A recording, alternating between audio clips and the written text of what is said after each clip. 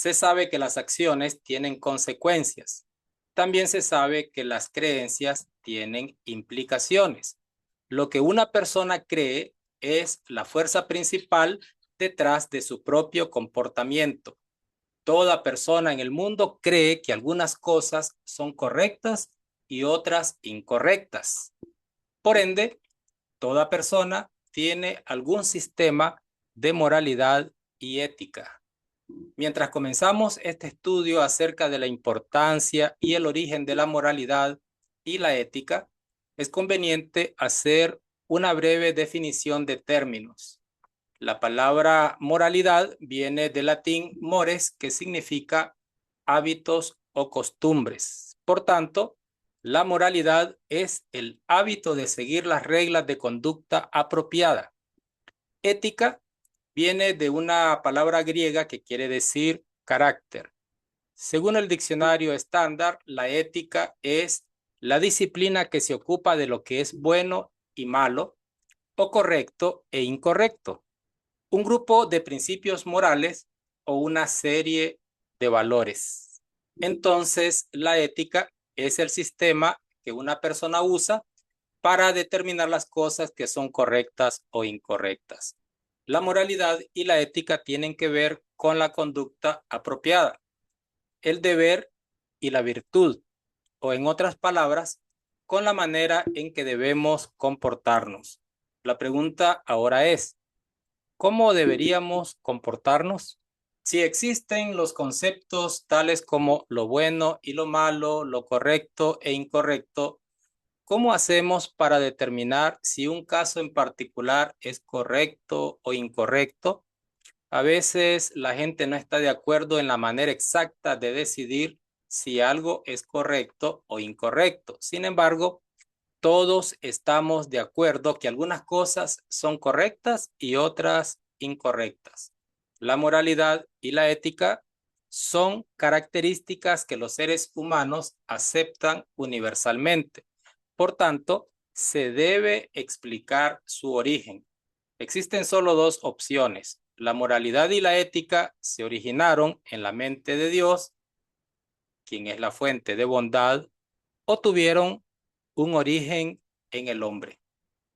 Una cosa es cierta, en la actualidad nuestras elecciones están llegando a ser cada vez más complejas. ¿Deberíamos aprobar el aborto? ¿Deberíamos promover la maternidad de alquiler? ¿Deberíamos defender la pena de muerte? ¿Deberíamos recomendar la eutanasia? Si dependemos solamente de nuestras intuiciones individuales o emocionales, no podremos responder estas y otras preguntas similares en ninguna manera significativa. Tampoco podremos responderlas apelando al pasado. En muchos aspectos, los problemas que enfrentamos hoy son distintos a las de generaciones pasadas. ¿Cómo estableceremos nuestros principios? Aquel que rehúsa reconocer la existencia de Dios tiene solamente una elección cuando se trata de explicar la moralidad. Esta debe haber tenido su origen en el hombre. No obstante, ya que se considera al hombre como nada más que el último animal, que el proceso largo e inconsciente de casualidad evolutiva produjo, eh, esto se convierte en un problema. Un león no se siente culpable después de matar a una gacela para su almuerzo. Un perro no siente remordimiento después de robar el hueso de otro perro. Pero el hombre, quien supuestamente ha evolucionado de los animales, siente culpa y remordimiento cuando comete ciertos actos que violan las normas aceptables de la moralidad y la ética. Si nuestra sociedad se basara en el concepto de la evolución atea, la Tierra sería un lugar miserable para vivir. El famoso evolucionista de Gran Bretaña, el doctor Richard Dawkins, una vez admitió que creer en la evolución y después actuar en consecuencia produciría una sociedad repugnante en la cual vivir. En realidad sería así.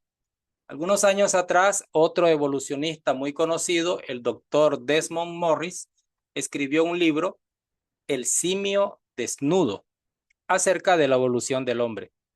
El título de su libro trae a la mente una pregunta interesante, ya que a través de la historia ningún otro animal ha podido ubicarse y vivir bajo normas morales. ¿Deberíamos confiar en que el hombre, como un simio desnudo, logre algo mejor? La materia, por sí misma, no tiene el poder de evolucionar ningún sentido o conciencia de moralidad. Si no existe propósito en el universo, que es la posición que los evolucionistas están forzados a tomar, entonces no existe propósito para la moralidad y la ética.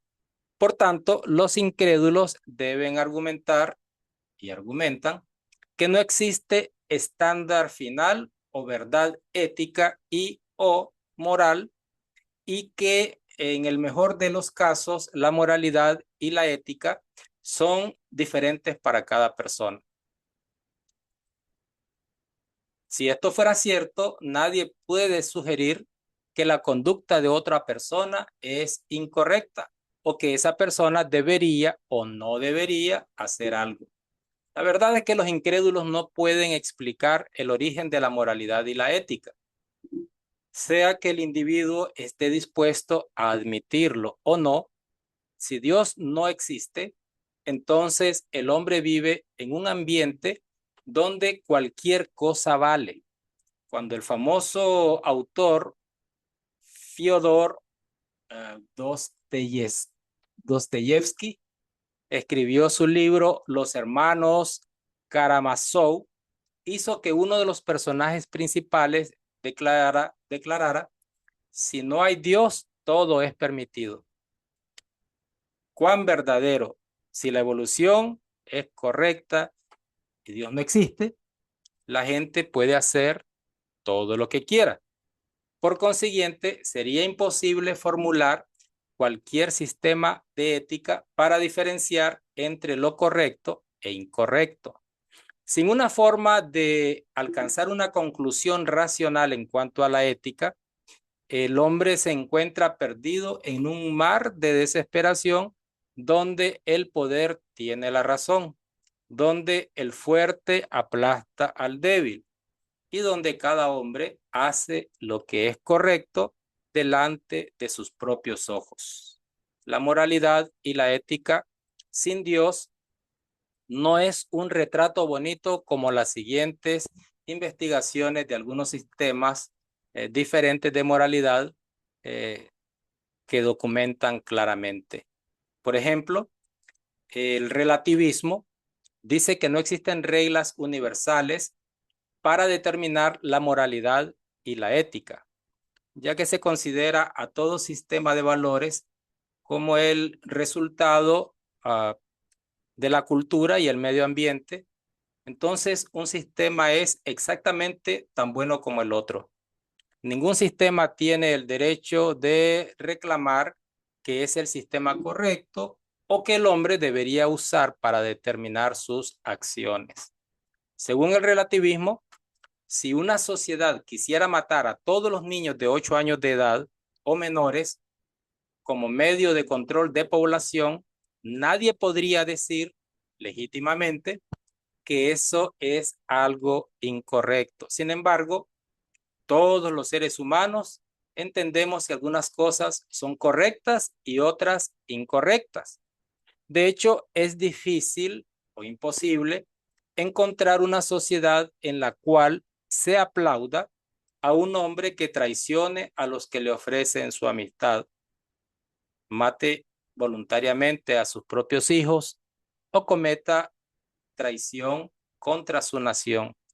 Por esta razón, muy poca gente está dispuesta a defender el relativismo absoluto.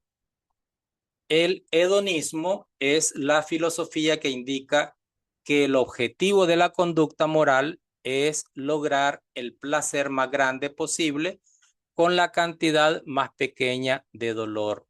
Un ateo famoso, Aldous Huxley, dijo que tenía sus propias razones para insistir en una sociedad donde la falta de significado reine supremamente. Él quería un mundo sin significado, ya que sentía que la moralidad interfería con su libertad sexual.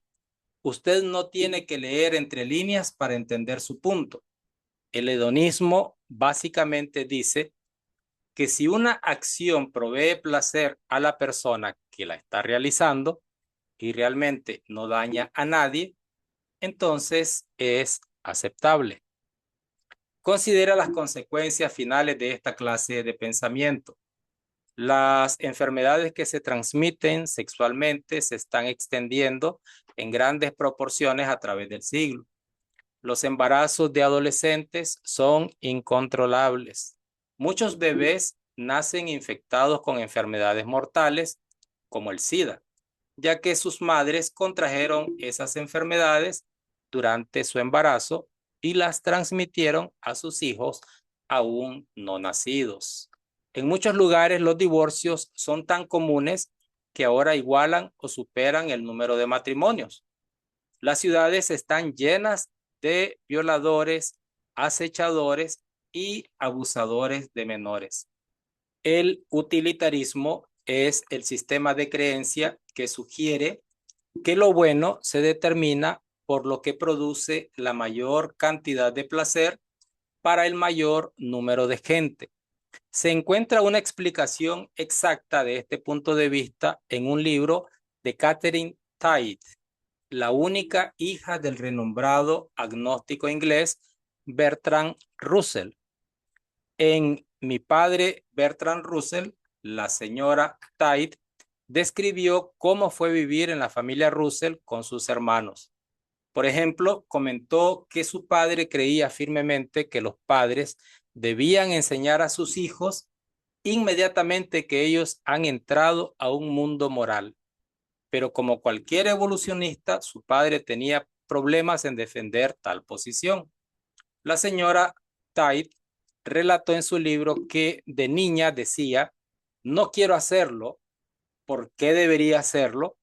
Cuando su padre le decía que debía hacer algo. Ella señaló que un padre normal podía responder diciendo, porque así lo digo, o porque así lo dice tu padre, o porque así lo dice Dios.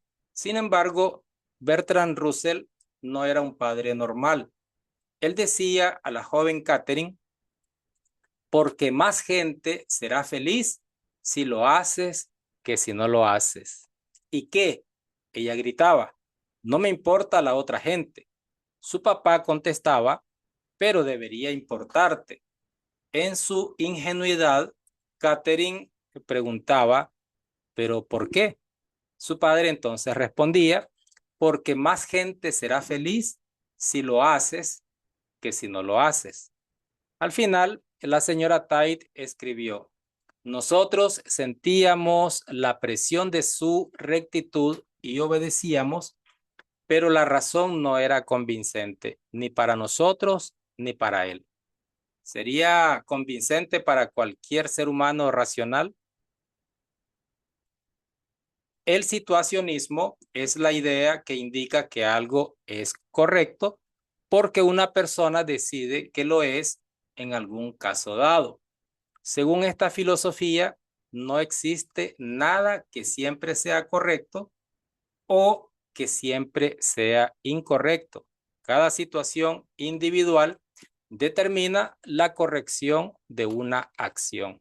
Por tanto, si un hombre decidiera que en cierta situación es correcto matar a sus competidores de negocios, ¿cómo podríamos justificablemente pedir a alguien, como a la policía, que lo detuviera? Lo cierto es que algunas cosas siempre son correctas y otras siempre incorrectas.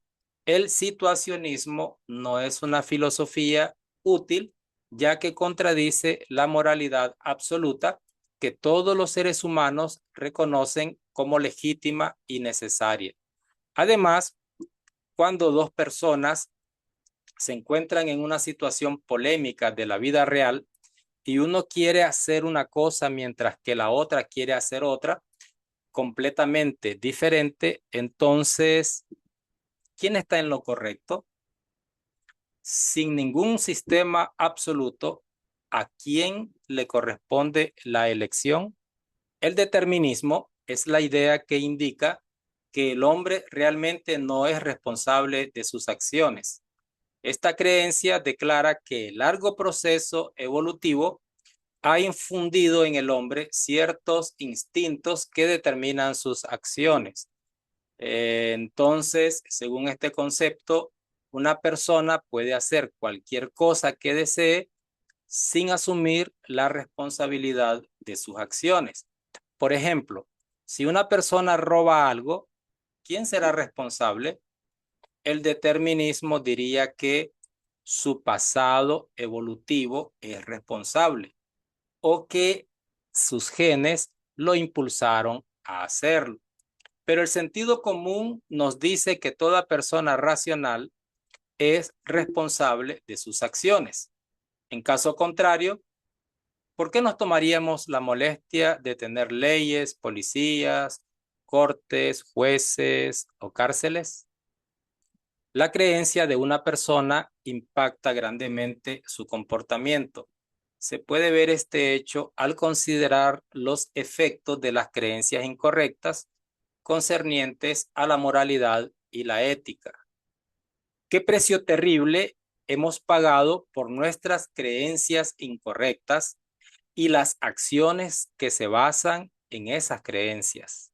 Según el orden evolutivo, el hombre ocupa la misma posición que un animal.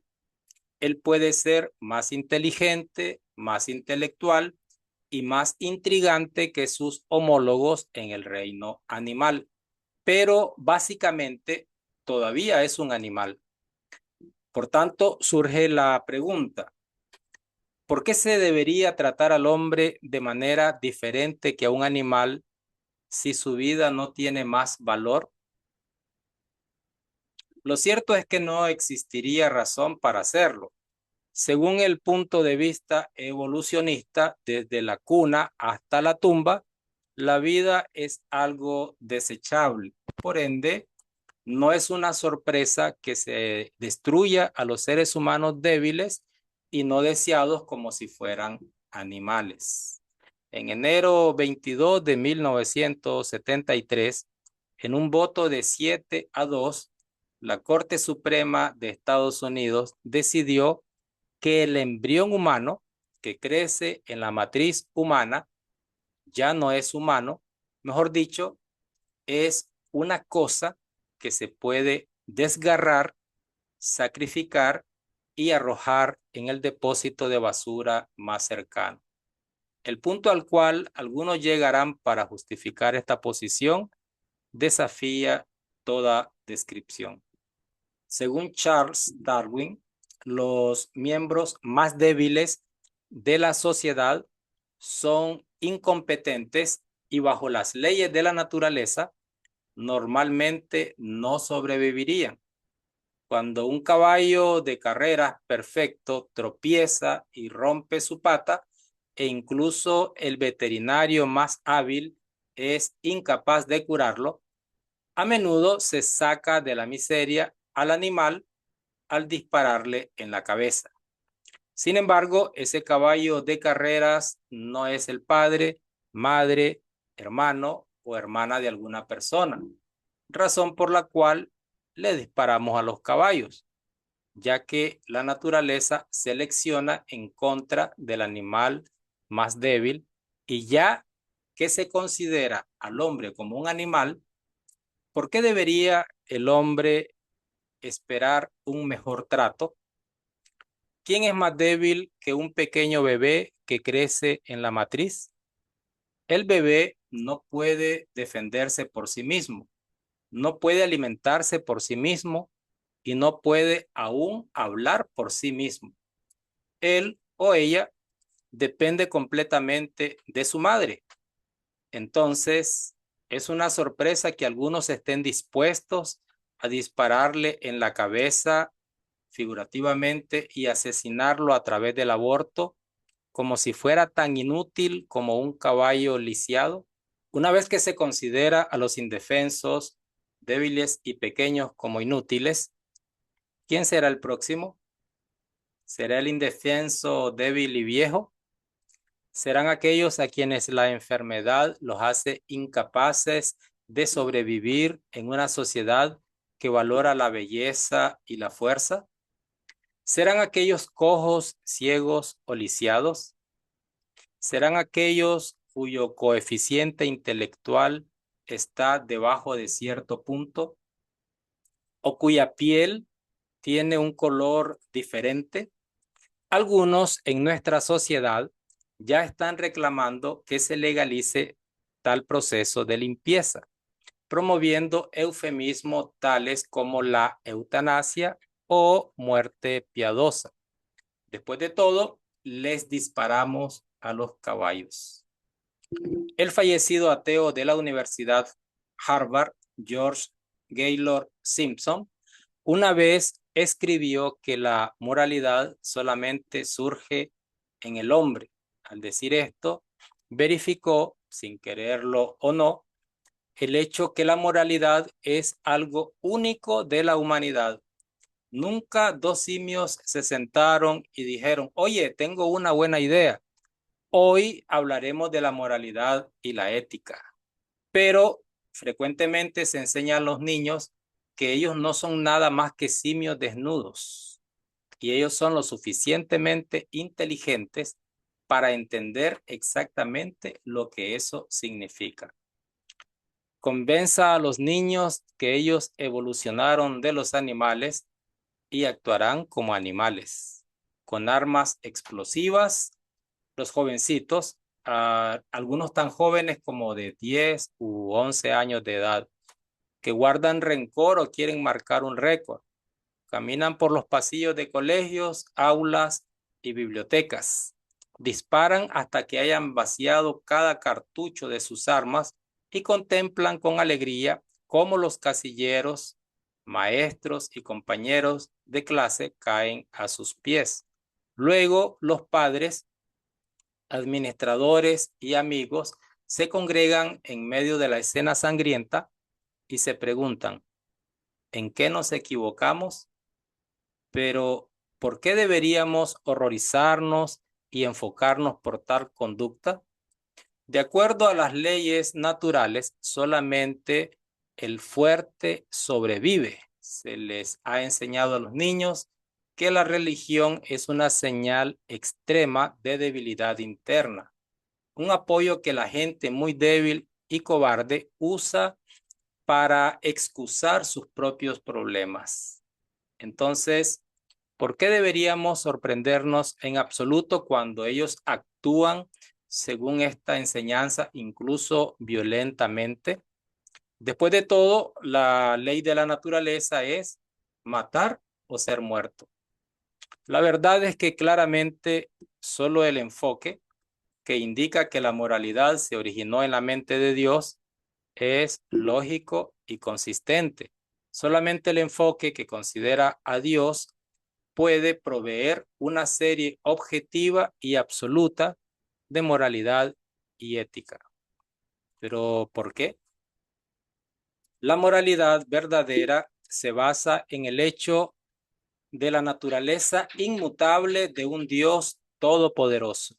Él es eterno, justo y recto, siempre consistente. En un sentido esencial, solamente Dios es bueno. Además, ya que es perfecto, la moralidad que viene de él es buena, inmutable, justa y consistente. Exactamente lo opuesto del relativismo, el determinismo o la ética situacional del mundo. Cuando se sugiere que los seres humanos sienten responsabilidad por sus acciones equivocadas, se está reconociendo que realmente existe algo dentro de cada hombre, mujer y niño, un sentido de responsabilidad moral que viene del hecho que Dios es nuestro creador. y que nosotros hemos sido hechos a su imagen espiritual.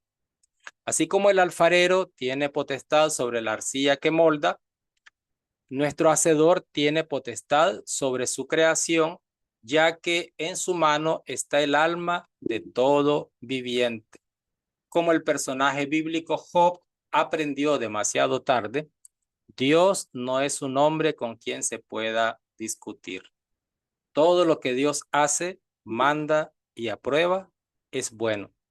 Lo que manda es el resultado de lo que es y por tanto también es bueno. En el Antiguo Testamento el profeta Miqueas declaró de Dios: oh hombre, él te ha declarado lo que es bueno. ¿Y qué pide el Señor de ti? Solamente hacer justicia y amar misericordia y humillarte ante tu Dios. En el Nuevo Testamento, el apóstol Pedro escribió: sino como aquel que os llamó es santo, sed también vosotros santos en toda vuestra manera de vivir. La idea principal de la ética que se basa en Dios tiene que ver con la relación del hombre con su creador. Dios mismo es el estándar inmutable de la ley moral. Su naturaleza perfecta y santa es el fundamento que constituye lo que es correcto e incorrecto, bueno y malo. La voluntad de Dios es el punto esencial de obligación moral. ¿Por qué debemos ser santos? Porque Dios es santo. ¿Por qué no debemos mentir? Porque Dios no miente. Ya que la naturaleza de Dios es inmutable, entonces esta ley moral que refleja su naturaleza divina también es inmutable. Aunque hubo tiempos en la historia humana en que cada hombre hacía lo que era correcto en sus propios ojos, esto nunca fue el plan de Dios. Él no ha dejado que nosotros mismos determinemos lo que es correcto o incorrecto, ya que él supo que por su corazón pecaminoso, el hombre llegaría a ser extremadamente corrupto. Por tanto, Dios ha hablado y al hablar ha dado a conocer al hombre sus leyes y reglas a través de la Biblia. Entonces, se espera que la humanidad actúe de una manera moralmente responsable, siguiendo las leyes y reglas bíblicas. Finalmente, cada uno de nosotros se presentará ante el justo juicio de Dios, el cual pagará a cada uno conforme a sus obras. Por tanto, debemos vivir sobria, justa y piadosamente en este presente tiempo, ya que algo es cierto: todo hombre enfrentará las escalofriantes aguas de la muerte. Enfrentará la muerte habiendo vivido con una moralidad y ética atea que fluctúa, o llegará a la muerte sabiendo que ha seguido la moralidad que es inmutable y cierta, ya que se origina en la naturaleza de un gran creador, Dios.